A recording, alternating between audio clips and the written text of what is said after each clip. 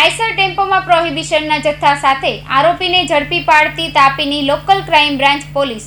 આજરોજ DS Gohil police inspector inspector NG પંચાણી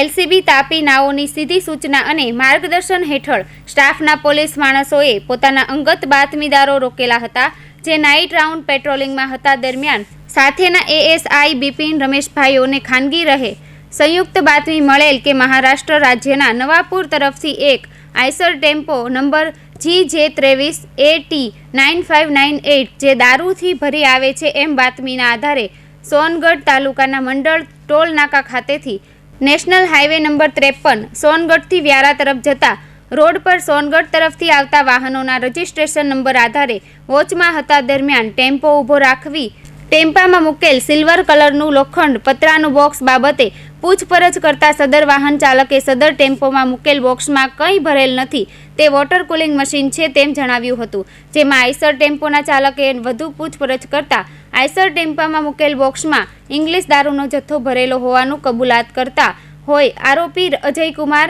પતારામ થોરીના પોતાના કબજાનો એક મરૂન કલરનો આઈસર ટેમ્પો જેનો રજિસ્ટ્રેશન નંબર GJ23AT9598 મળી કુલે 81,81,080નો મુદ્દામાલ સાથે પકડી પાડી અન્ય એક આરોપીઓને વોન્ટેડ જાહેર કરી ઉપરોક્ત આરોપી વિરુદ્ધમાં પ્રોહી કલમ મુજબ તથા ભારતીય ન્યાય સંહિતા 2023ની કલમ મુજબની કાયદેસરની કાર્યવાહી કરી આગળની વધુ કાર્યવાહી સારું સોનગઢ પોલીસ સ્ટેશનને સોંપેલ હતું। સાદિક પઠાણ સાથે મનીષ જ્ઞાનચંદાની હિન્દ ટીવી ન્યૂઝ તાપી।